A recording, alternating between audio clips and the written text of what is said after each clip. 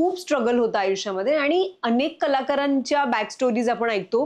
12 खडी मला जस्ट सुरू झाली होती रे, एकदम असं बाइंड स्क्रिप्ट आलं रे, आईचीच ऍक्च्युली भापलली की आता कसं काय हे. प्रत्येक वेळेला काहीतरी अचीव्ह करण्यासाठीचा केलेला खडतर प्रवास हा स्ट्रगल नसतो. हे सगळं झालं, पण चित्रपटाचं काय, फिल्म्स मध्ये श्रेया बुगडे कधी दिसणार. माझा शाहरुख खान मला भेटला होता तेव्हा मी रडायला काय लागले, हसायला काय होतं की माझा कोणीतरी फोटो काढा, काहीतरी करा, हे धांदल होते. कदाचित मी त्या कुठल्या एका ग्रुपचा पार्ट नसल्यामुळे सुद्धा ही गोष्ट होत असेल. मला नेहमी असं वाटतं की प्रत्येकाची हिलिंगची वेळ आणि प्रोसेस ही खूप इंडिव्हिज्युअल असते. कामच आशिष, आपलं काम तेच आपल्याला ह्याच्यातून बाहेर आणतं आणि आणत आलेलं आहे. आणि माझ्यासारखे अनेक जण असतील जे तुला हेच सांगतील.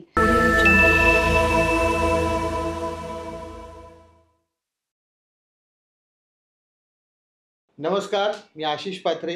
मजा आली पाहिजे या सविता क्रिएशनच्या पॉडकास्टमध्ये तुमचं पुन्हा एकदा स्वागत करतो. काय हसताय ना, हसायलाच पाहिजे.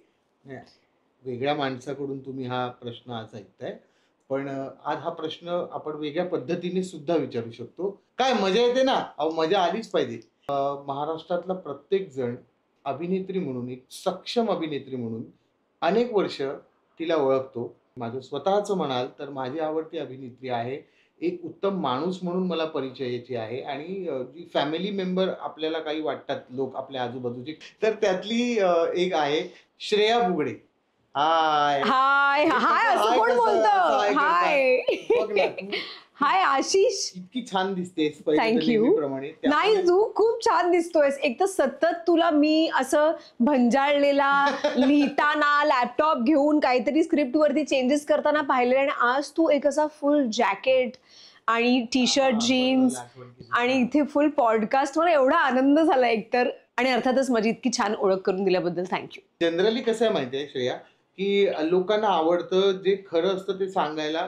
जेव्हा आपण एखाद्या स्ट्रगलच्या काळातनं जात असतो ना, तर आवडतं काय की मी त्यावेळेस आहे ना ट्रेनने फिरायचो. मी त्यावेळेस आहे ना वडापाव खाल्ले आणि मग त्यांच्या ऑफिसच्या बाहेर ऑडिशनला मी 3 तास उभा होतो वगैरे. आता यातलं ऑडिशनला 3 तास उभं असणं कदाचित तू फेस केलंस, पण बाकीची जी माध्यमं आहेत तिथपर्यंत पोहोचण्याची किंवा हे प्रत्येकाचा स्ट्रगल वेगवेगळा असतो. काही लोक आहेत ना स्ट्रगल करत वाहतुकीचा स्ट्रगल म्हणतात किंवा जडणघडणीचा किंवा पोचण्याचा स्ट्रगल. पण माझ्या लेखी आहे ना तो प्रवास आहे, तो स्ट्रगल नाहीये. स्ट्रगल तिथून सुरू होतो जेव्हा तुम्ही एखादी गोष्ट अचीव्ह करता. तुला याबद्दल काय वाटतं? कारण लोक काय म्हणतात की श्रेया लहानपणापासून बंगल्यात राहिली, ती का मिठीबाई नावाच्या कॉलेजला गेली. तू कसं बघतेस की मिळाल्यानंतर ते लक्षात राहतं का की मी कशाने चार्टर्ड फ्लाईटने आले किंवा काय? पण तू आत्ता म्हणालास असं आशिष, की मला नेहमी असं वाटतं की बऱ्याचदा आपण इंटरव्ह्यूज मध्ये बघतो, म्हणजे इनफॅक्ट माझा आवडीचा नट म्हणजे शाहरुख खान सुपरस्टार, तर त्याने पण असंच सांगितलं ना की तो जेव्हा मुंबईत आला तेव्हा सगळ्यांनाच ती स्टोरी माहितीये की तो मरीन ड्राईव्हवर उभा राहिला आणि मग तो म्हणाला की एक दिन मैं दुनिया पे राज करूंगा. पण अर्थातच मग तो कुठल्या तरी एका डिरेक्टरच्या घरी राहिला आणि मग खूप स्ट्रगल होतं आयुष्यामध्ये आणि अनेक कलाकारांच्या बॅक स्टोरीज आपण ऐकतो. पण तुझ्या प्रश्नातच तुझं उत्तर होतं की प्रत्येक वेळेला काहीतरी अचीव्ह करण्यासाठीचा केलेला खडतर प्रवास हा स्ट्रगल नसतो.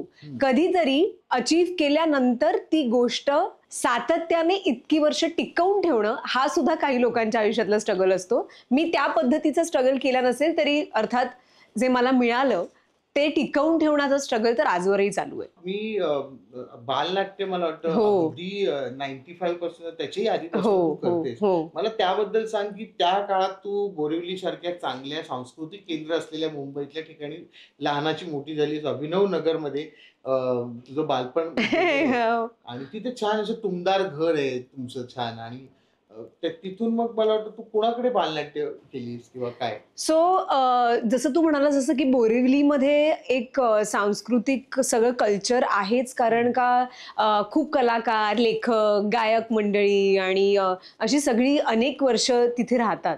पण सुरुवात अशी झाली की आमच्याच त्या अभिनवनगरमध्ये आईची मैत्रीण मंजिरी धर्माधिकारी म्हणून, तर ती राहायची. आणि अर्थातच शाळेमध्ये मी खूप टवाळ असल्या कारणाने सगळीकडेच सगळ्या स्पर्धांमध्ये आपल्याला भाग घ्यायचा असतो. तुला माहितीये कारण का तू मित्र आहेस म्हणून. नाहीतर साधारणपणे लोकांना असं वाटतं की स्क्रीनवरती मी कॉमेडी करते पण अदरवाईज ही गंभीर प्रकृतीची साधारण मुलगी असेल, पण तसं नाहीये. सो एनिवे सर, तर ती म्हणाली की अगं आईला म्हणाली ती की ही सगळं इतकं छान छान शाळेत ती ऍक्टिव्ह असते आणि आपले कॉलनीचे गॅदरिंग असतात ना, बरोबर. तिथे मी फॅन्सी ड्रेस मध्ये मोगली वगैरे झाले. अरे विषय आहे का? म्हणजे काय मोगली झाली आहेस तू? वा. आता मला सांगताना खूप हे वाटतंय, पण झाले. मोगली होणं स्वाभाविक काम आहे. का? बाजूला जंगल आहे. हो एक्झॅक्टली. नॅशनल पार्क असल्यामुळे ते मला ते नॅचरली आलं, बरोबर. तसं पण नॅचरली आणि तसं पण नॅचरली मला ते. सो मोगली होणं मी पसंत केलं आणि शाळेत पण मी बनवून गेले होते यार. मी आईला सांगितलं की अगं तू मोगली का बनवलं असशील यार, कारण तेव्हा तर मला से नव्हता. तर तसं सगळं चालू होतं आणि कॉलनीत ती हे सगळं बघत होती की हिचं हे सगळं चाललंय, शाळेत फार ऍक्टिव्ह असते. तर ती म्हणाली की अगं ही एवढं सगळं करते तर काहीतरी हिचं छान चॅनलाइज झालं पाहिजे. तर ती म्हणाली पण आई म्हणाली कशी सुरुवात करणार आणि काय. आईला खरं तर फार आवड होती, कारण का ती तिच्या यंग एज मध्ये अलिबागमध्ये असताना तिने खूप नाटकात बिटकात भाग घेतला होता आणि असं सगळं. आणि अर्थात आता हे सगळ्या लोकांना माहितीये की तिचं स्वप्न मी जगते ऍक्च्युली. तर ती लगेच म्हणाली की मंजू मग कसं करायचं वगैरे. तर मंजूताईची खूप फॅमिली फ्रेंड खास मैत्रीण म्हणजे मीना नाईक. आपण तिला अनेक वर्ष ओळखतो, कळसूत्रीकार म्हणून. लहान मुलांबरोबर तिने मॅसिव्ह काम केलंय म्हणजे त्यावेळेला. तर मग त्यांना भेटायचं असं ठरलं आणि मग पृथ्वी थिएटरला आम्ही गेलो. तिचा कुठल्या तरी एक नाटकाचा प्रयोग होता आणि मग तिथे भेटले आणि मग ती आईला म्हणाले की ठीक आहे आता मे महिन्याची सुट्टी आहे तर मी लहान मुलांची नाटकं करणार आहे तर तुम्ही तिला घेऊन या. आणि त्यावेळेला पहिल्यांदा रत्नाकर मतकरींनी लिहिलेलं, तेव्हा 3 अंकी नाटकं व्हायची, तर 2 इंटरव्हल्स असायचे. 30 वर्षापूर्वीची गोष्ट. हो हो हो. आता सांग माझं वय पण सांग. नाही पण ठीक आहे. 2 वर्षाची पण असू शकतेस ना तेव्हा. सो मग तिथून सुरुवात झाली. अर्थात मी इंग्लिश मीडियम मध्ये असल्यामुळे 12 खडी मला जस्ट सुरू झाली होती रे. तर एकदम असं बाइंड स्क्रिप्ट आलं रे काय. तर आईचीच ऍक्च्युली फापरली की आता कसं काय हे. तर मग ती म्हणाली की ठीक आहे आपण हळूहळू, मीनावशी म्हणाली की हळूहळू तुम्ही वाचा आणि मग ती शिकेल वगैरे. असं करून मग तो एक बालनाट्याचा प्रवास सुरू झाला.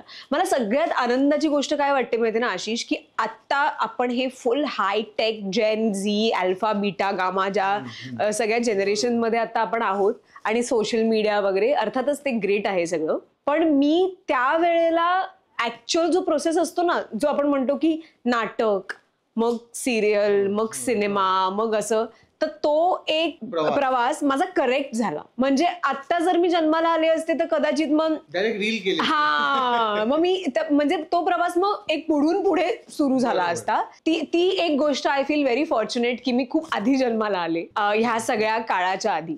त्याच्यामुळे संस्कार करेक्ट घडले.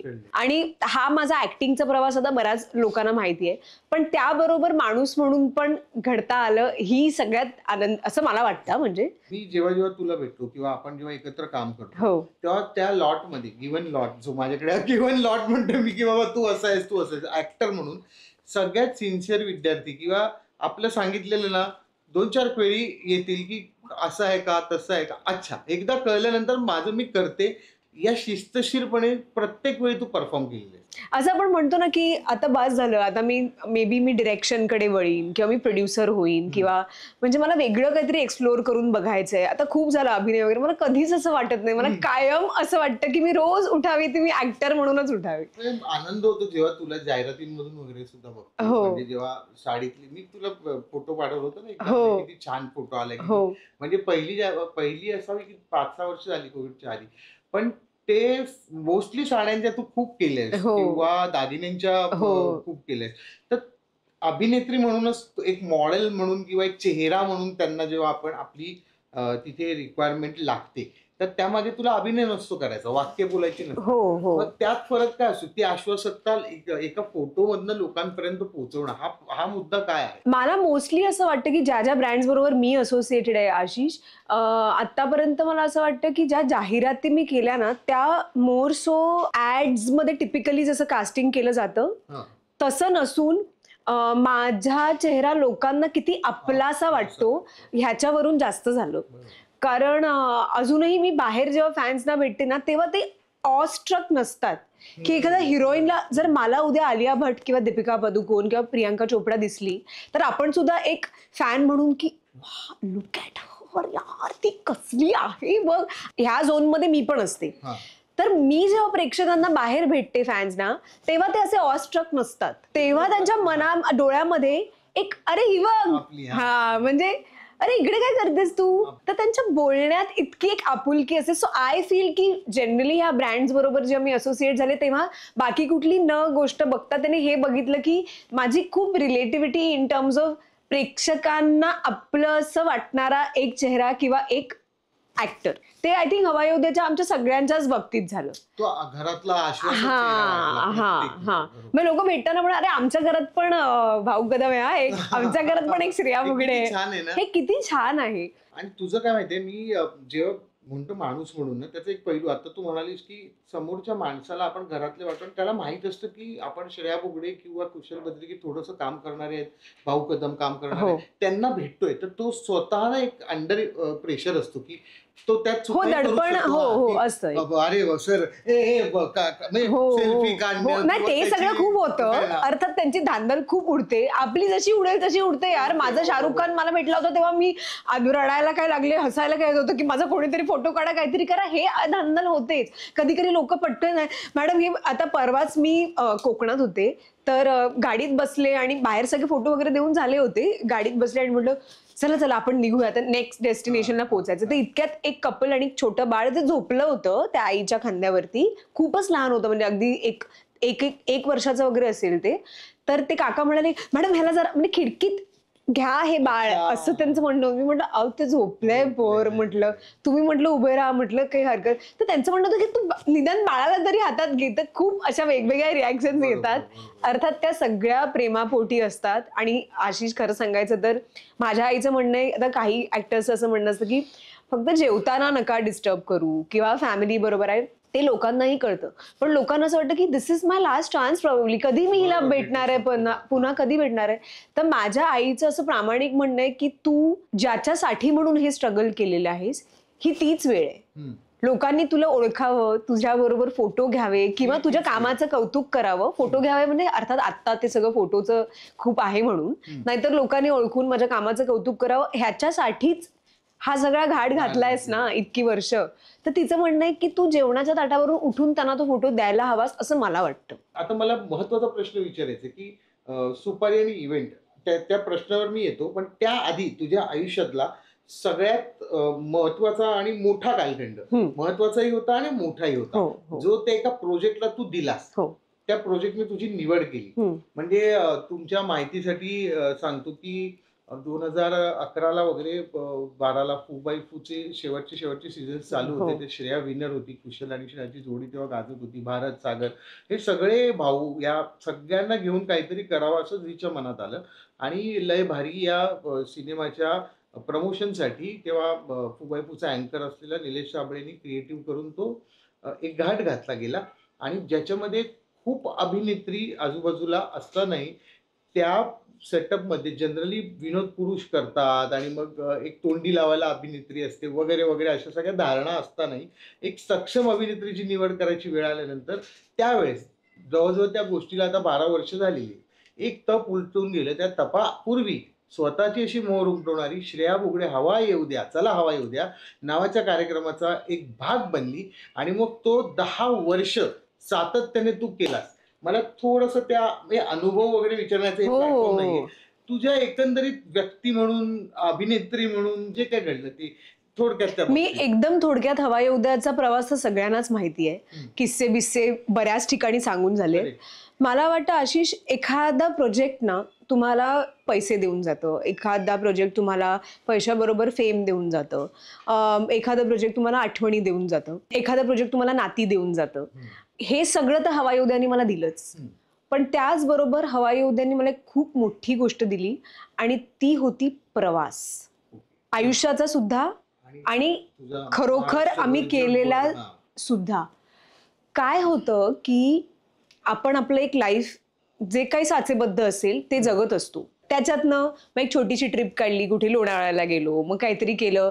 प्रत्येकाच्या बॅकग्राऊंड प्रमाणे आपण आपलं एक हे करत असतो. आता तर लोकांनी असा मानस केलाय की काहीतरी करायचं, एक छोटं बाहेर फिरायला जायचं. हवा येऊ द्याच्या निमित्ताने असं झालं की महाराष्ट्र म्हणू नको, भारत म्हणू नको, अख्खं जग जवळजवळ आम्ही पालथं घातलं.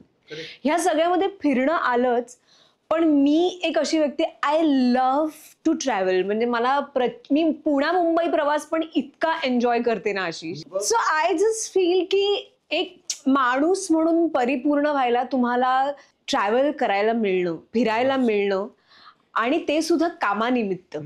आय ऑलवेज फील की मी खूप लकी आहे इन टर्म्स ऑफ काम, इन टर्म्स ऑफ माझ्या आयुष्यात आलेली माणसं, जी फॅमिली मला मिळाली आहे, जी आपण चूज करत नाही. बरोबर, मित्रांची फॅमिली आपण चूज करतो, जसं तू सुरुवातीला म्हणालास की ही फॅमिली आपण चूज केली आहे, पण रक्तानी जी फॅमिली असते ती सुद्धा छान मिळणं, ज्यांच्या, बिकॉज आपण बघतो की आजकाल बऱ्याच ठिकाणी रिलेशनशिप्स खूप ताणल्या गेलेल्या आहेत, खूप सगळं ते मॅनेज करायला एफर्ट्स लागतात.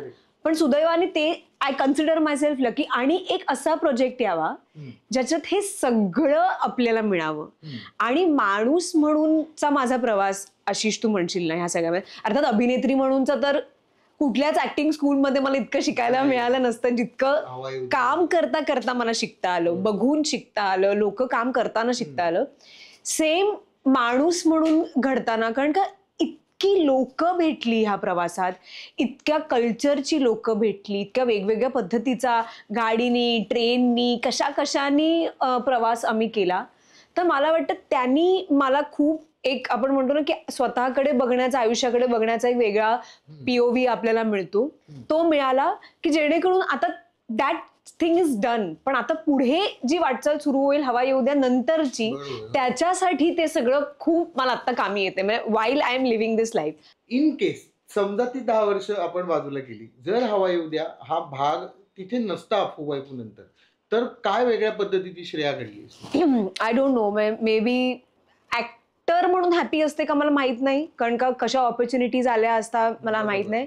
पण माणूस म्हणून मी हॅपी असते, कारण का in generally I am happy around the little small group of people that I have around me. तुला माहिती आहे, तू घरी आलेला आहेस, तू येतोस जातोस, आपण नेहमी उठतो बसतो, यु नो, मला माझ्या गरजा फार नाही आहेत आशिष. आणि त्याच्यामुळे मला नाही वाटत की मी अरे यार आता काय. सी आय नो की एका ऍक्टरसाठी काम नसणं किंवा सातत्याने ऑडिशन्स देणं, मग रिजेक्शन होणं, हे सुद्धा माझ्या वाट्याला फार आलं नाही. त्याच्यामुळे सुद्धा मी आय स्किप दॅट स्ट्रगल. पण मला माहितीये की हे तितकंच सत्य आहे. आज इथे तुझ्या पॉडकास्टमध्ये मी हे बसून बोलते, पण उद्याचं मला माहित नाहीये. So but I am prepared for it. I am prepared for it, कारण का मी माझं, आपण म्हणतो ना की तेवढं सगळं पसारा वाढवूनच नाही ठेवलंय. काय माझी मनाची घालमेल होतच नाही, इज बिकॉज मला माहिती आहे की मला काय हवंय. जर आपल्याचकडनं आपल्या अपेक्षा अवास्तव असतील तर त्या अचीव्ह करण्यासाठीचा रोजचा मानसिक स्ट्रगल खूप होऊन जातो Ashish. I am not burdened myself की तुला हे करायचंय. खूप लोक मला विचारतात, तूही मला आता हा प्रश्न विचारशील, हे सगळं झालं पण चित्रपटाचं काय, फिल्म्स मध्ये श्रेया बुगडे कधी दिसणार, हा एक मॅन्डेटरी प्रश्न आहेच, जो तू नाही विचारलास तरी त्याचं उत्तर मला द्यायचं आहे. बिकॉज की मी मला स्वतःला ते बर्डन दिलेलं नाहीये आशिष. मी इन द फर्स्ट प्लेस लहानपणापासून मला फेमस व्हायचंय, मला टीव्हीवर दिसायचं, असं कधी नव्हतंच. पण मला हे करायला आवडतंय हे सगळं, किंवा ह्या टीचरची नक्कल मी घरी जाऊन आईला करून दाखवायचे, त्याच्यातच मला मजा यायची. ह्याचं आता काहीतरी एक कन्स्ट्रक्टिव्ह रूपांतर काहीतरी एका प्रोफेशनमध्ये व्हावं आणि मी ते कुठेतरी हा कधीच त्याचा मागचा थॉट नव्हता, कारण का ते माझ्या ध्यानीमनी सुद्धा नव्हतं. महत्वाचा प्रश्न मला ओव्हरऑल फॅटर्निटी ऑफ ऍक्टर्स साठी आणि आपल्या बघणाऱ्यांसाठी पण, जसं तू म्हणालीस की चित्रपटात कधी मला माहित नाही, तर माझ्यासाठी एका वाक्यात तू उत्तर देऊ शकतेस की माध्यम की भूमिका? भूमिका ऑब्व्हियसली. हो, भूमिका मॅटर करते, ऑलवेज. मग तुम्ही या माध्यमात कधी दिसणार, त्या मला भूमिका तशा पद्धतीची मिळते, मी चांगल्या कुठल्याही माध्यमात दिसेल. नाटक करायचं, एक्झॅक्टली, करायला सांगा, राणी करायला सांगायचं, म्हणजे ती भूमिका मला खुणावते का? नाही, तसंच झालं. असं नाही की चित्रपट आले नाहीत, आलेच ना चित्रपट आले. आपण एकदा आपलं काम कळलं आणि लोकांना आपण कळलो की अर्थातच त्या अनुषंगाने प्रोजेक्ट्स येतात. पण ते मी न करण्याचं कारण हेच होतं की मला काय ह्याच्यामध्ये असं हिरोईन म्हणून मी करेनही हा चित्रपट, पण काय मग पुढे लोक तरी म्हणतील काय मग हिरोईन म्हणून काय केलंस. सो नुसत्या सुंदर सुंदर साड्या आणि छान मेकअप आणि केस करून आपल्याला गाणी कोरिओग्राफ करून मग एका सीनचा छान पार्ट होता. तुला हिरोईन बनायला तर सॉलिड चान्स आहे, तुझ्याकडे मम्मा पण आहे. काय व्हायचं बेटा, मम्माला विचारा. सिरियसली, तर मी तुला सिरियसली सांगते, त्याच्यामुळे हा काही मुद्दाच नाहीये. भूमिका हाच कायम, हेच कायम मला त्यांनीच अट्रॅक्ट केलेलं आहे की इसमें क्या कर सकते हैं भाई. आणि तू सगळ्यात महत्वाची गोष्ट आता बोलताना बोलली की अवास्तव स्वतःकडनं केलेल्या अपेक्षा ह्या नेहमी तुम्हाला कशाला दुःखात नेतात. कशाला बर्डन करायचं. हे अंतिम याचं म्हणजे दुःखच आहे याचं सगळं जाणं. हो कारण तुला बघितलंय मी की आनंदी असणं, जसं तू हनुमानाची आरती म्हणे, जे जिथे आत्ता माझ्याकडे काही नाहीये, पैसे नाहीयेत, आत्ता या क्षणी माझ्याकडे काम नाहीये, आत्ता या क्षणी माझ्या जवळचं माणूस माझ्या जवळ नाहीये, ह्या क्षणी मी आहे ना, या क्षणी माझ्या आजूबाजूला काहीतरी हा पडदा आहे. असं काय बोलू नकोस. माझ्या नवऱ्याने पॉडकास्ट ऐकलं तर तो म्हणेल काय मी असतो तेव्हा पण तुझ्या मनात हेच असतं का की मी आहे ना. सो आय एम सेइंग की जेव्हा मी एकटी असते तेव्हा सुद्धा मी स्वतःमध्ये खूप खूप आनंदी आहे. Very comfortable. मला आशिष कधी कधी आई म्हणते काय तुझा सकाळपासून फोन नाही. मग मी आज दिवसभर एकटीच होते. ती बोली हा आज तू काहीतरी कुठेतरी उडालेली असणार. आमच्यात एक शब्द आहे उडालेली, म्हणजे उडालेली म्हणजे मी कुठेतरी हयालो मी नाही कॉफीला गेले किंवा मध्ये शॉपिंगला भटकायला गेले, गेले. हा भटकायला गेले, कुठल्या तरी मैत्रिणीला भेटल्यावर म्हणलं नाही मी उडालेले नाहीये, मी घरीच आहे. हा मग टीव्ही चालू असणार. सो मी तो वेळ दिवसभर, आशिष तुला खोटं वाटेल, सकाळी मी एक साधारण 5,000 स्टेप्स घरातच चालते जसं तू म्हणालास तसं. हो. कारण का मला ओसीडी असल्यामुळे मी ह्या रूम मधनं त्या रूम मध्ये, त्या रूम मधनं ह्या रूम मध्ये बद्दल नको बोलूया. बोलायचंय का आपण? ही फुलं नीट ठेवली त्याबद्दल मी आल्यावरती बघितलं पण त्याने इतकी नीटनेटकी ठेवली होती तुझ्या टीमने की मी सरकवायला स्कोप नव्हता नाही, मला. नाही, नाही. कारण मला माहिती आहे आता पण ह्या उषा वगैरे मला तू करशीलच काय नाही, मला नीट कराव्याचं वाटत ना, त्या तशा आहेत म्हणूनच मी अशी बसले, कारण का त्या हलू नयेत, तुझं सेटअप खराब होईल. ओसीडी म्हणजे एक नॉर्मल असा एक छोटासा काय म्हणतात रोग. ऑब्सेसिव्ह डिसऑर्डर आहे की ज्याच्यामध्ये आपल्याला सतत असं वाटतं की आपल्या आजूबाजूचं जग खूप स्वच्छ असावं, खूप नीट. तेच मी तुला सांगते, जेव्हा मी एकटी असेल ना तर मी जर बेडवर बसून टीव्ही बघतेय हा. तर मी आजूबाजूला बघत राहते की रिमोट ठीक आहे ना. रिमोट Remote ठीक आहे. नसू शकतो ठीक. मुद्दा मला आठवतोय की ज्यावेळेस आम्ही तुझ्या घरी आलो होतो, हो. आणि त्याला आता अभिनवला आल्याला 7-8 वर्ष झाली. तुझ्या घरी आल्यानंतर जी सरबराई झाली होती आणि आईने तुझ्या अगदी म्हणजे जाईपर्यंत हे नाही घेतलं ते नाही घेतलं, म्हटलं चाललोय आता पुन्हा येऊ.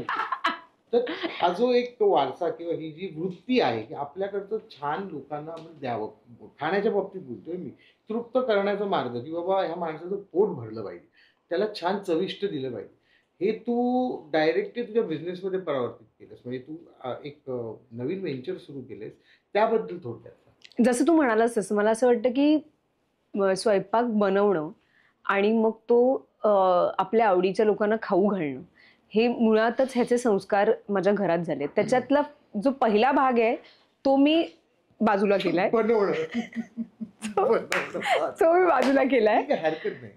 त्याचा जो दुसरा भाग आहे तो मी प्रचंड मनावर घेतलाय, जे बनवतात त्यांच्या जीवावरती. सो घरात ह्या आपल्या नेहमीचे गेट टुगेदर आणि कुठलाही शो संपला, सिरियल संपली, काही कार्यक्रम संपला की त्याची जी रॅपअप व्हायची ती आपल्या घरात व्हायची. आता मला वाटतं ना आशिष, ही एक म्हणजे आपण म्हणतो ना की प्रत्येक माणसाला प्रेम व्यक्त नाही करता येत. मग काही लोक कविता करतात, काही लोक काही आवडीची गिफ्ट घेऊन येतात किंवा आपल्या मनात असतं की त्याला ते आवडतं तर ते घेऊन जाऊया त्याच्यासाठी.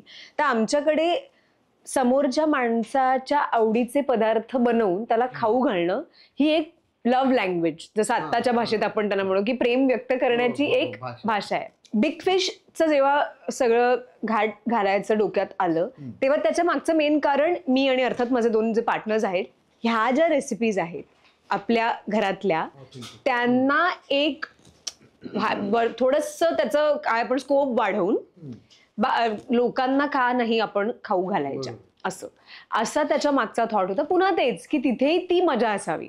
आता सुद्धा बिग फिश अँड कंपनीचा जो एकंदर रेस्टॉरंट मधला जो माहोल आहे तो एका मोठ्या लिव्हिंग रूम मध्ये सगळेजण एकत्र बसून जेवतायत असाच आहे. तो खूप मॅसिव्ह दडपण आणणारं इंटिरियर, किंवा बऱ्याचदा रेस्टॉरंटमध्ये जाऊन आपल्याला असं होतं की क्या बना डाला है बॉस. तर आपल्याला तिकडे खाता पिताना आपल्याला सुद्धा होतं. तर एकदम सर्वसामान्य लोकांना तर असं वाटतं की तिकडे नकोच जायला यार, तिकडे काय मजा नाही. तर तशी फिलिंग येता कामा नये. कधी कधी बऱ्याचदा असा स्वयंपाक लोकांच्या घरी बनतो पण आपल्याला पण बनवून बनवून कधी कधी कंटाळा, चल ना आज जाऊया कुठेतरी बाहेर जेवायला असं होतं. तेव्हा तीच चव जेव्हा मिळते ना तेव्हा असं हे बघ, त्या आयडियामधनं बिग फिशची निर्मिती झाली आणि that is what we are aiming at doing. पण मला सांग, मग याचा पुढचा भाग म्हणून निर्मिती क्षेत्रात वगैरे म्हणजे नवरा तर तुझा मोठा निर्माता आहे मराठीतला निखिल सेठ आणि तू त्याला सपोर्ट नेहमी त्याला करतेस. करू देत ना. तू त्या कॉम्पिटिटर नाही म्हणत नको, मला नाही कॉम्पिटिशन करायची कोणाबरोबर. तुलाच माहितीये त्याचा केवढा व्याप आहे तो. त्याला करू देत ते. मग कधीतरी मग मला असं पॉडकास्ट येऊन करायची वेळ आली पाहिजे ना यार. नाही तर सतत मग मी पण त्याच्याबरोबर कुठेतरी, नाही तर मी माझं. सो हे बघ, माझं आतापर्यंतचं आयुष्य has been very unplanned Ashish. जसं येतं ना तसं म्हणजे इंट्युटिव्हली मला वाटतं की चलो हे करते. म्हणजे त्या फोन कॉलवरनच समोरचा माणूस जेव्हा बोलतो किंवा ज्या प्रोजेक्ट विषयी सांगतो, मला इमिजिएटली एक तिकडनं इंट्युशन जायला लागतात की हे वर्कआउट होगा भाई, जैसे होगा ये होगा वर्कआउट. तसं मी काहीच प्लॅन केलेलं नाहीये. त्याच्यामुळे आता तुझं उत्तर देताना मी असं सांगेन की असं माझ्या डोक्यात सध्या काही नाहीये. म्हणजे तो बघ, आता हवा येऊ मध्ये तू ऍक्टिंग आणि ते सगळं एक्सप्लोर केलंस, त्यानंतर तू निवेदक म्हणून स्वतःला खूप एक्सप्लोर केलंस. म्हणजे तू अँकर म्हणून आणि आपण एक जी टॉकीज आपण 2-3 केले, आपण कार्यक्रम केले. तू चांगली अँकर आहेस मी तेव्हाही म्हटलं. नंतर हवा येऊ करताना कुशल आणि थोडा पाठ केला तू थोडा. हो, आणि नंतर मी ड्रामा ज्युनियर्स केलं. तुला तो एक अँकर म्हणून ठराव कसा असावा, ऍक्टर म्हणून वेगळं आपण स्वतःला काढावं त्यातनं, हे जमतं आणि हे ज्याला जमतं तो उत्तम स्विच करू शकतो. नाहीतर ना ते ऍक्टिंगच होते किंवा ऍक्टिंग मध्ये अँकरिंग करणारे पण बरेच ते नावं नको घेऊया. मला नाही माहिती ती नावं, तू सांग. माझ्यावरती टाकतोय हा माणूस. पण या आय थिंक तो एक पैलू, तो एक किडा माझ्यामध्ये होता, ते मला कधीतरी करून बघायचं होतं, ते मी केलं. आणि खरंच आणि आपल्याकडे कसं आहे की मी त्यावेळेस बोललो पण होतो तुला की मला आवडतो त्या बाबतीत सुमित, की जेव्हा तो पोडियम अँकरिंग करतो, तो कट करतो सगळ्या गोष्टी, ऍज अ अँकर म्हणून तो परफॉर्म करतो. आणि जेव्हा तो सेंटर स्टेजला एखादा गॅग अँकर म्हणूनच गॅग काय म्हणता, अच्छा तुम्ही आलात का, तर तो ऍक्टर पण त्याच्यात टाक. हे जे टाकलंय, हा आता हे नुसतं ऍक्टर म्हणून त्याने वेगळं केलं असतं, पण अँकर ऍक्टर हे ना स्किल आहे ना, ते स्किल. तसं ते तुला आपण जेव्हा निर्मितीताईंबरोबर तू अँकरिंग, काय मजा आली होती, बहारदार केलं. पण आशिष बघ ना यार, माझ्या एकाच लाईफ मध्ये मला केवढ्या लोकांबरोबर स्टेज शेअर करता आलंय. खरं तर माझं वय, एक्सपिरियन्स, हे सगळं काय यार, म्हणजे निर्मितीताई वगैरे कसं ह्याला प्युअर लक म्हणतात यार, की ह्या लोकांबरोबर मला स्टेज शेअर करता आलंय, त्यांना काम करताना मला याच डोळ्यांनी बघता आलंय. नाही, आणि तुझं तर पहिल्या रिडिंगलाच म्हणणं होतं ना की त्यांना करू दे बाबा, मला बघू दे आधी, मला आधी त्यांचं काय आहे ते कळू दे. आणि ह्या लोकांचं मला सगळ्यात काय आवडतं माहिती ना, अशी सगळे आपले जे सिनियर ऍक्टर्स आहेत, मला ज्यांच्याबरोबर काम करायची संधी मिळाली किंवा ज्यांना बघता आलंय, की ते ना आत्ताच्या पिढीबरोबर एकदम जमवून घ्यायला तयार आहेत. They ready for it. In contrast to आत्ताची आमच्या नंतरची पिढी, की काही गोष्टींच्या बाबतीत they are very rigid, no, they want it to be done in a particular way, अशाच पद्धतीने. इन कॉन्ट्रास्ट टू हे की ते त्यांना इतकी सवय झालेली आहे कुठल्याही परिस्थितीमध्ये वेळ मारून नेण्याची, आणि म्हणजे आपण म्हणतो की शो मस्ट गो ऑन, तसं ते कोणाही बरोबर ऍडजस्ट करून त्यांचं ट्युनिंग जमवून घेऊन तो शो कमाल करतात. अजूनही मी जेव्हा त्यांना भेटते तेव्हा त्यांच्यामधली वॉर्म, ती एनर्जी, तो freshness is why you know Ashish, पुन्हा तेच मी म्हणते की ते त्यांच्यामध्ये समाधानी आहेत. जग बघितले, एक्झॅक्टली.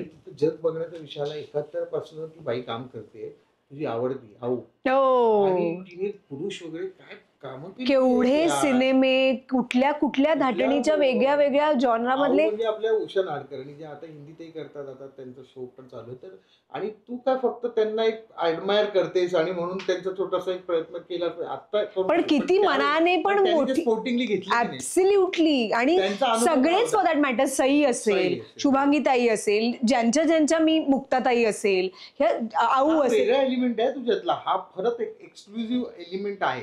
तर मला मी त्यांची भूमिका साकारताना किंवा त्यांचं एक इम्पर्सनेशन करताना ना, कायम त्यांनी केलेलं काम, त्यांच्याशी माझे असलेले संबंध, किंवा अगदी मी त्यांना खूप पर्सनली ओळखत नसेल तरी त्यांच्या वयाचा, कामाचा, त्यांच्या हुद्द्याचा मान ठेवूनच मी ते केलेलं आहे. त्याच्यामुळे सुद्धा त्याला कधी ऑडियन्सकडनं किंवा त्यांच्याकडनं सुद्धा पर्सनल बॅकलॅश, अर्थात त्या सगळ्या जणी फार गोड आहेत, पण बॉलिवूडमध्ये पण मी ज्यांचं केलं त्यांचं पण सुद्धा कुठेही ती लाईन क्रॉस होऊ नये, कारण मी ऍक्टर आहे, माझ्या तर मी तर सांगू शकते की मेरे तो स्क्रिप्ट में लिख के आया था, या तो उसने बोला हाँ उसमें क्रिएटिव लिबर्टी है तो बोला, मुझे हमें मालूम नहीं वो बोल के गया. नहीं वो वैसे ही लिख के दिया था. अरे वैसे क्या लिख के दिया था, पण तू तरी ऍक्टर म्हणून काहीतरी विचार करशील ना करताना.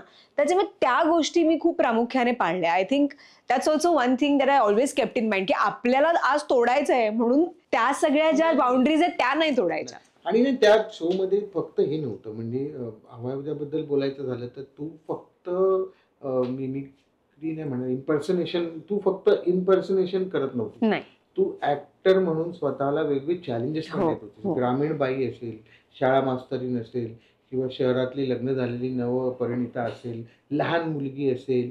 आता बघा आपण एक सिरियल घेतो आणि ती सिरियल 2-3 वर्ष सेम साडी नेसायचे, सेम कुंकू लावायचे आणि ते काही त्याच्यात फरकच नाही. मला माहिती आहे अर्थात तेही खूप चॅलेंजिंगच आहे असं मला वाटतं, कारण मीही ते केलंय. तू काय करतेस त्याबद्दल म्हणते, ते तू केलेस ते कशात ग?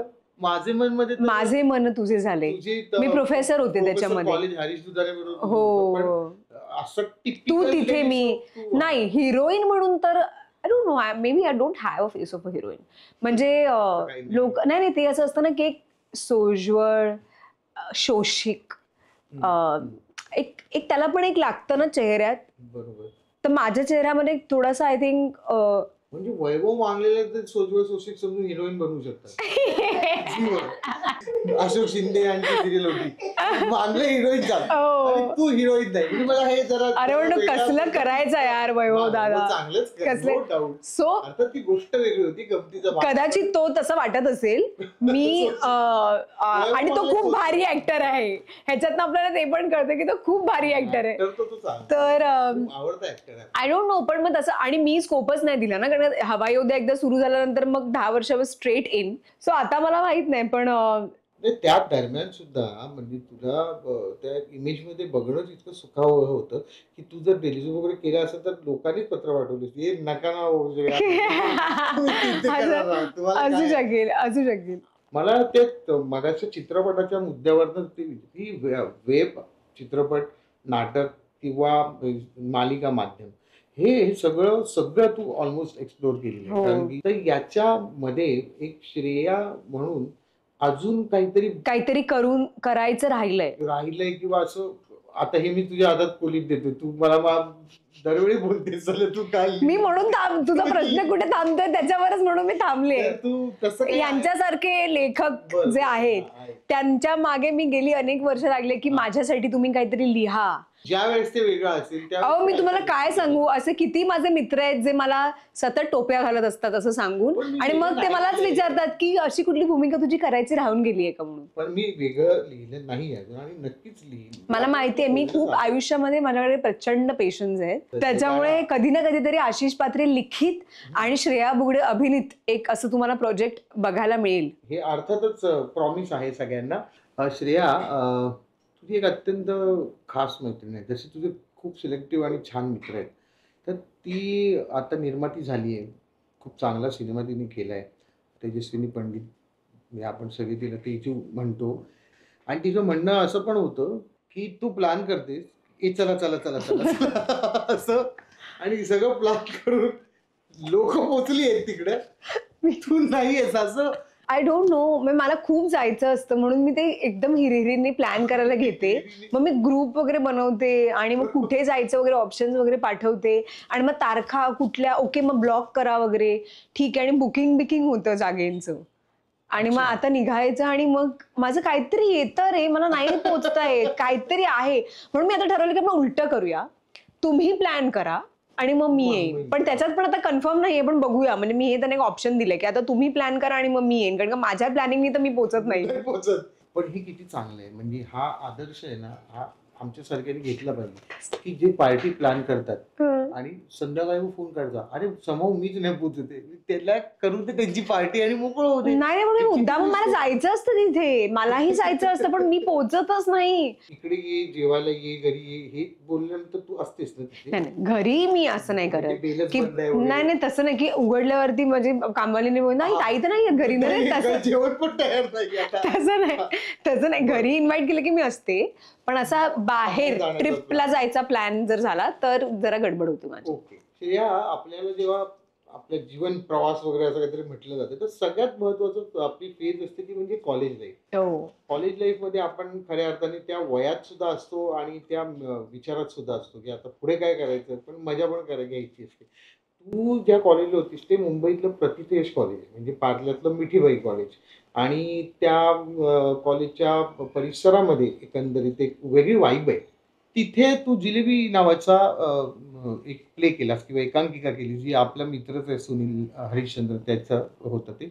त्यातनं पाहिलं की आधी बालनाट्य करणारी आणि त्यातनं शिकणारी दूरदर्शन किंवा इथे या माध्यमातली श्रेया नाटकाच्या स्टेजवर या ताकदीने तो एक कॉलेज मिठीबाईचा अनुभव, त्या एकांकिकेचा मुद्दा सगळा कसं काय झालं ते प्रोसेस? जसं मी हवाई योद्ध्याच्या बाबतीत म्हटलं ना, की माझ्या बेसिक पर्सनॅलिटी डेव्हलपमेंटमध्ये, माझ्या विचारांमध्ये, माझा एक मेजर रोल जसा त्या कार्यक्रमांनी प्ले केला, तसा जसं तू म्हणास कॉलेज हे सगळ्यांच्या आयुष्यातला एक सगळ्यात सॉफ्ट जो कॉर्नर असतो, तो आपल्या आयुष्यातला तो असतो आणि मिठीबाई माझ्यासाठी एक्झॅक्टली तसं होतं. कारण मी जेव्हा मिठीबाईला गेले तेव्हा मी ऑलरेडी बाहेर काम करत होते, सिरियल्स वगैरे प्रोफेशनली. तिथल्या सुद्धा ड्रामॅटिक्समध्ये जेव्हा काम करायची वेळ आली तेव्हा मग मी काय केलं, बाहेरची कामं थोडी कमी करून टाकली. कारण का ते वातावरण मला इतकं आवडायला लागलं की डिरेक्टर्स येत आहेत आणि मग एक टीम आहे आणि मग सिनियर्स आहेत आणि ते तर तो जो माहोल कॉलेज इंटर कॉलेजेटचा असतो तो इतका फॅसिनेट करणारा होता मला. आणि सुदैवाने माझे आत्ता पणचे जे सगळे मित्र आहेत, एकदम माझा जो जवळचा ग्रुप आहे, ते अर्थातच मला तिथेच भेटलेले लोक आहेत ड्रामा टीममध्ये, नाट्यवलय जे आपण म्हणतो ते. आणि आशिष, मी ज्युनियर कॉलेजपासनं डिग्रीपर्यंत फुल फ्लेज सगळ्या कॉम्पिटिशन्स मध्ये भाग घेतला. सगळे काय छोटे मोठे लीड रोल जे काय होतं ते सगळं केलं. मारवाडी नाटकं, इंग्लिश नाटकं, गुजराती नाटकं, हिंदी, पंजाबी, तू म्हणशील ती. पण ती प्रोसेस इतकी कमालीची होती, ते दिवस इतके भारी होते ना. रिहर्सल म्हणजे रिहर्सल बॉस. मग तो जो अर्धा तास जेवायला खायला मिळणार तो ब्रेक, मग त्याच्यामध्ये धिंगाणा फुल, मग पुन्हा रिहर्सल, मग रात्रीपर्यंत रिहर्सल.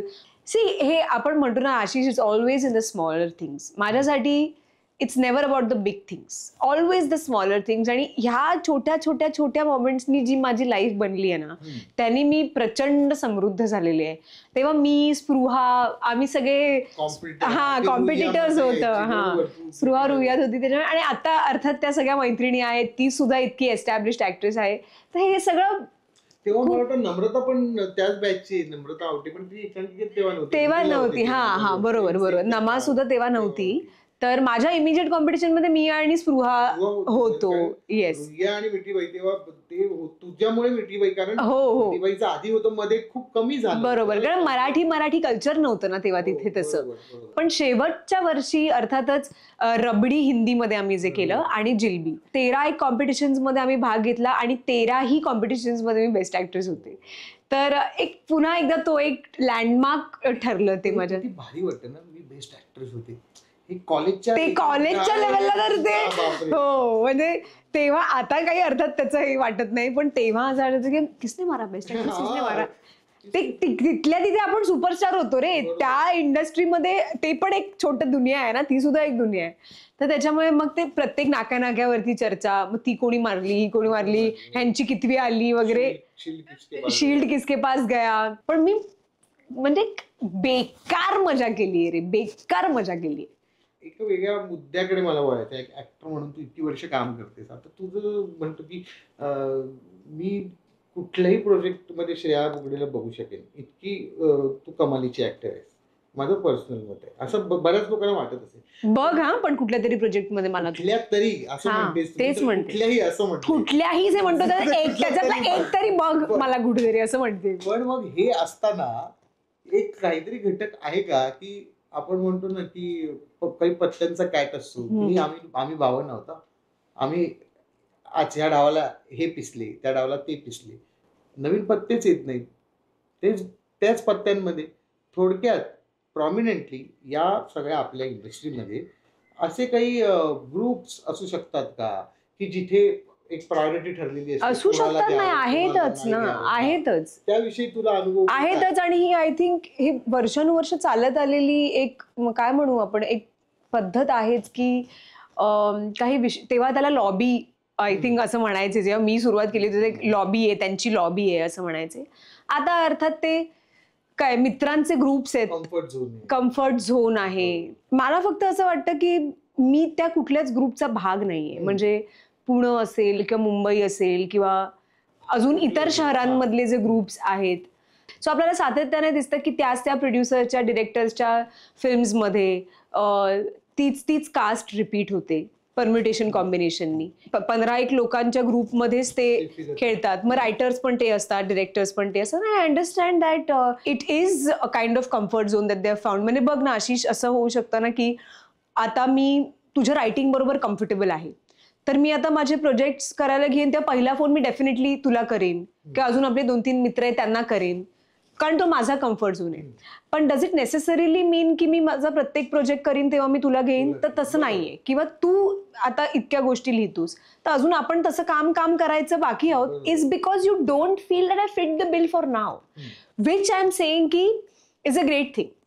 पण वर्षानुवर्ष I don't fit the bill असं नाही होऊ शकत.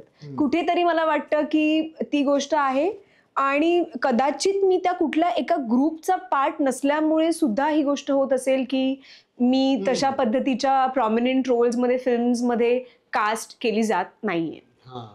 आज मी हे बोलतेय कारण का जरी मी नियतीवरती विश्वास ठेवत असले आणि जरी मी म्हणत असेल there is a right time for everything, तरी तसा आता माझा म्हणजे मी जरी लवकर सुरुवात केलेली असली काम करायला, तरी सुद्धा माझा मेजर काम करण्याचा जो काळ आहे तो आत्ताचाच आहे आणि गेली 10 वर्ष होता. त्याच्यामुळे if not now then when. आणि बमन इराणींचं जर एक्झाम्पल घ्यायचं राहिलं की वयाच्या 40व्या वर्षी, 45व्या वर्षी त्यांच्या करिअरची सुरुवात झाली, तर that also I am ready for. म्हणजे माझं काही असं म्हणणं नाही. And I don't hold grudges. सगळेच जण मित्रमैत्रिणी आणि सगळं, पण तरी सुद्धा मला वाटतं की लोकांची तर 50 पण होत नाही, त्यांना वाटतं करिअर झाले पण ती झालेली नसते. एक्झॅक्टली. उदय चोप्रा वगैरे असं. आपल्याला माहितीच नाहीये ना की कधी होणार आहे, ह्याची सुरुवात आपण कशाला म्हणायची. तो या सो याचे तर माझं म्हणणं आहे की ग्रुप्स तर आहेत, कम्फर्ट झोन्स तर सगळ्यांचे आहेतच. त्याच्यामुळे मला असं वाटतं की टीव्ही मध्ये फक्त हे होत नाही इतक्या मोठ्या प्रमाणामध्ये. अशा टीव्ही मध्ये खूप एक्सप्लोरिंग होतं. आवक पण खूप आहे. त्याचा आवाका खूप मोठा आहे, कारण प्रत्येक प्रोजेक्ट दर प्रोजेक्ट एज वाईज रिक्वायरमेंट. आणि टीव्ही मध्ये काय होतं, नवीनच चेहरे हवे असतात. हिरोईन फ्रेश फेस हवा, हिरो फ्रेश फेस हवा. त्याच्यामुळे मग खूप लोकांना संधी मिळते. पण फिल्म्स मध्ये समहाव आय एम फीलिंग की देर is a certain rigidity that I am seeing. पण मला कास्ट करत नाहीत म्हणून माझा काही कोणावरती रोष नाहीये. I am very very happy and complacent and optimistic की तशी छान संधी मलाही मिळेल. पण हेही तितकंच खरं आहे की जसं तू म्हणालास की 52 पत्त्यांचा कॅट आहे आणि त्याच्यातलेच पत्ते पिसून पिसून प्रत्येक डाव दर डाव आपण खेळतोय. श्रेया, एक फेज असते आयुष्यामध्ये की तुला त्यातनं जावं लागतं. म्हणजे प्रत्येक जण जातो. चांगलं चांगलं चाललंय, चांगलं चांगलं सगळ्या गोष्टी आपल्या आयुष्यात घडतात. हवा येऊ द्यासारखं काहीतरी चाललंय. इतकं छान कुटुंब मिळालंय, इतकं छान नवऱ्याकडचं कुटुंब मिळालंय. अचानक एक कोविड सारखा आजार किंवा व्याधी निर्माण होते, ज्याचा काही सुतराम संबंध आपल्याशी नसतो. श्रेया बुगडेच्या बाबतीत तो जो काही जी काही महामारीचं जे संकट आलं, तू कसं हाव यू ओव्हरकम, की काय लेवलला? कारण तुझ्या घरात ते खूप मेजर गोष्टी, चांगली माणसं ज्यांच्यावर तुझं प्रेम होतं, ती 1 बाय 1 तू गमावलीस. तर त्या फेज बद्दल आणि त्यातनं अर्थातच तू आज आहेस की हा येस या लेवल. असं नाही की मग तू रड आणि असं काही माझं या नाही. काय होतं आशिष की आपलं सगळं व्यवस्थित चालू असतं, म्हणजे एक शांत लाईफ आपण जगत असतो आणि सडनली तू म्हणालास तसं ना भूतो न भविष्यती, जे आपण आतापर्यंत काय इंग्लिश चित्रपटांमध्ये वगैरे बघत आलो होतो की असं काहीतरी झालं आणि असं काल्पनिक वाटायचं. ते काल्पनिक न राहता सत्यातच उतरलं आणि ते आपल्याबरोबर झालं. मला तर इतकं वाटायचं की कसं आपण लॉकडाऊनमध्ये आहोत, कसं काय हे वॅक्सिन आता बनवतील लगेच, कारण का कोणाला काही माहितीच नाहीये या रोगाबद्दल. त्या वेळेला आपण किती पॉझिटिव्ह राहणार आणि किती सकारात्मक, काही तेव्हा चालत नव्हतं सकारात्मक वगैरे आपल्या. नाही नाही नाही. सो असं वाटत असताना न्यूजमध्ये असं येत होतं की अरे ह्या घरातली अख्खी फॅमिली गेली, फक्त मुलं राहिली, हो. किंवा वडीलधारे गेले, मुलं राहिली, किंवा आता फक्त आईच राहिली आणि बाकी सगळे. सो हे आपण फक्त न्यूजमध्ये ऐकतोय, अरे बापरे. आणि you're just constantly thanking your stars की आपण सेफ आहोत, आपल्या घरातले सेफ आहेत, आपण सेफ आहोत. आणि अचानक एक दिवस असा येतो आणि सो अर्थातच बऱ्याच जणांना ज्यांना माहिती आहे त्यांना, माझ्या 2 सख्ख्या मावश्या विदिन 24 आवर्स त्या दोघी एकत्र गेल्या. त्याच्यामुळे see there is a lot of learning Ashish या सगळ्यामध्ये, आणि देर इज नो फॉर्म्युला की आपण ह्याच्यातनं बाहेर कसं पडतो. मला नेहमी असं वाटतं की प्रत्येकाची हिलिंगची वेळ आणि प्रोसेस ही खूप इंडिव्हिज्युअल असते.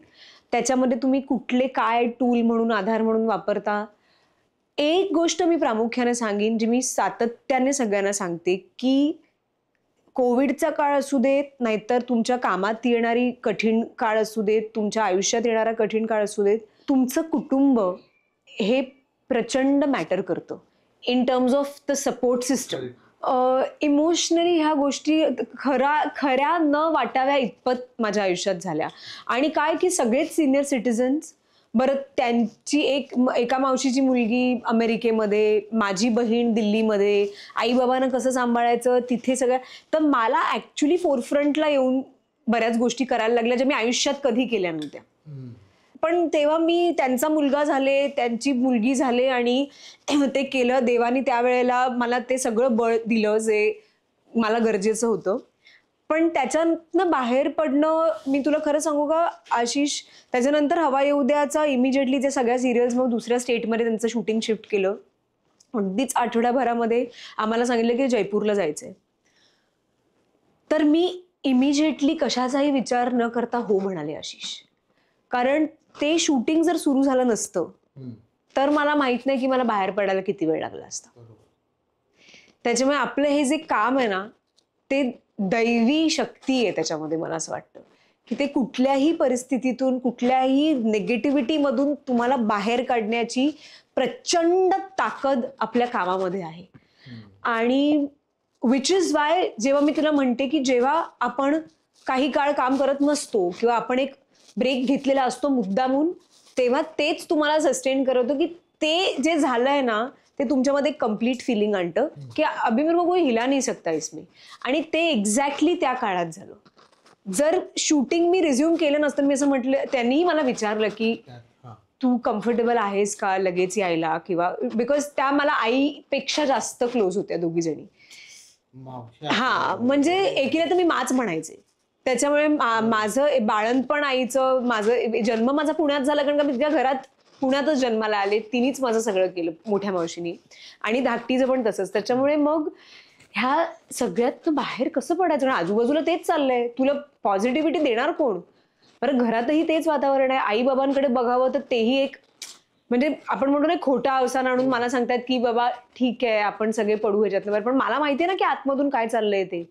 हे सगळं असताना कामच आशिष, आपलं काम तेच आपल्याला ह्याच्यातून बाहेर आणतं आणि आणत आलेलं आहे. आणि माझ्यासारखे अनेक जण असतील जे तुला हेच सांगतील की कामानेच प्रत्येक वेळेला तारून नेलेलं आहे आणि कठीण. तेच मला रिलेट काय करतोय, सेम सेम. म्हणजे मी अग्नी दिला वडिलांना माझ्या, आणि त्याच्या दुसऱ्या दिवशी मी शूटिंगला आलो.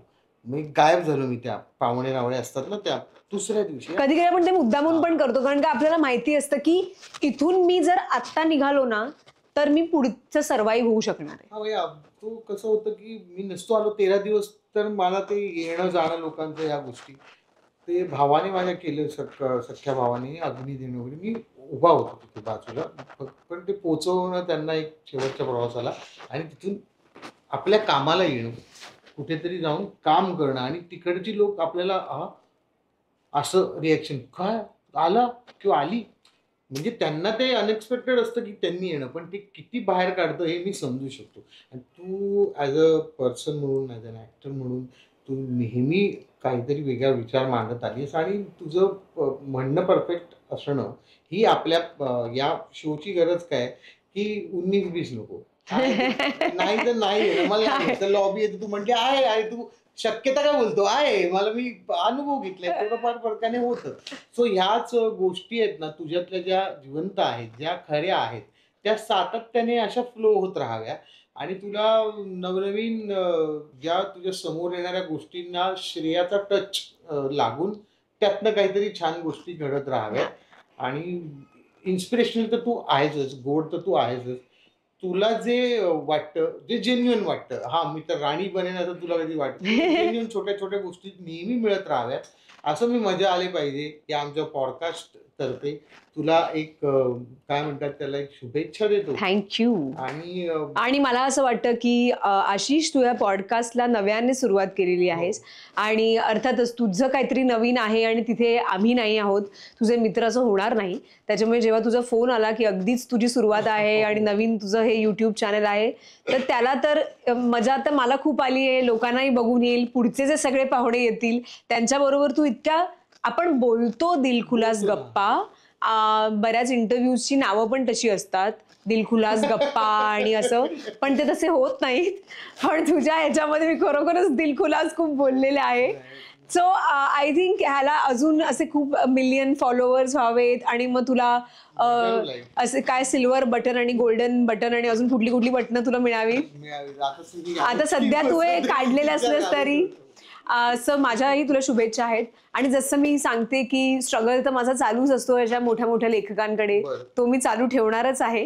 पण मला प्रेक्षकांना सांगायचं आहे की पॉडकास्टच्या निमित्ताने की आपण म्हणतो ना की आयुष्याच्या एका टप्प्यावर येऊन की तुम्ही काय कमवलं, तर ही माणसं आहेत, हा आमचा मित्रपरिवार आहे, आमची फॅमिली आहे जी आम्ही चूज केली आहे. तर ही खरी माझी सगळी मिळकत आहे. आणि मला माहिती आहे की जेव्हा ह्या सगळ्याचा शेवट होईल, जेव्हा आयुष्याच्या एका शेवटच्या टप्प्यावरती आपण असू तेव्हा ही सगळी लोक आमच्या बरोबर असतील. आमचा हा जो मित्रपरिवार आहे छोटासा का होईना पण आय थिंक आम्ही आमच्यासाठी इनफ आहोत आणि ते महत्वाचं आहे. सो अशीच तुमची लोक पण तुम्ही एकत्र करून ठेवा, एकमेकांना खूप प्रेम द्या, खूप पॉझिटिव्ह राहा, छान राहा. I know life gets difficult sometimes पण आपण त्याच्यातनं बाहेर पडतो. त्याच्यामुळे अशीच मजा घेत राहा, मजा येत राहील आणि ह्यांचे पॉडकास्ट बघत राहा. तर मी श्रेयाला मगाशी फूल देण्याचा प्रयत्न केला होता जो थोडासा मिस झाला. पण आता मात्र या पॉडकास्टच्या शेवटी हे छान तेव्हा मी रागारागाच्या भरात काहीतरी बोलत होते का? तू काहीतरी घेतलं नाही. हो, थँक्यू सो मच. आणि अजून एक कौतुकाची बाब ही आहे की फुलं ज्या पद्धतीने अरेंज केलेली आहेत तर माझ्यातला ओसीडी सतत डोकावून पाहत होता, इतकी छान ठेवली होती. त्याच्यामुळे त्याच्यासाठी तुला आणि तुझ्या टीमला आणखीन एक 10 मार्क माझ्याकडून. म्हणजे हा आता फुल एपिसोड तुम्ही बघू शकता. क्या बात है. आपण आता ते एंडला ते घ्यायचं होतं ना, चला तर शेवंती आपल्या शेवटी जाता जाता आम्ही तुम्हाला सांगू इच्छितो, शेवंती ना शेवटी 72 तरी काय त्याला लाईक झाले पाहिजे. 72 lakhs रे, नुसते 72 लाईक्स. 72 lakhs लाईक आले पाहिजे. आणि या फुलाप्रमाणेच आपण टवटवीत राहा आणि आम्हालाही तुमच्या प्रतिसादाने टवटवीत ठेवा. Thank you so much. धन्यवाद. थँक्यू.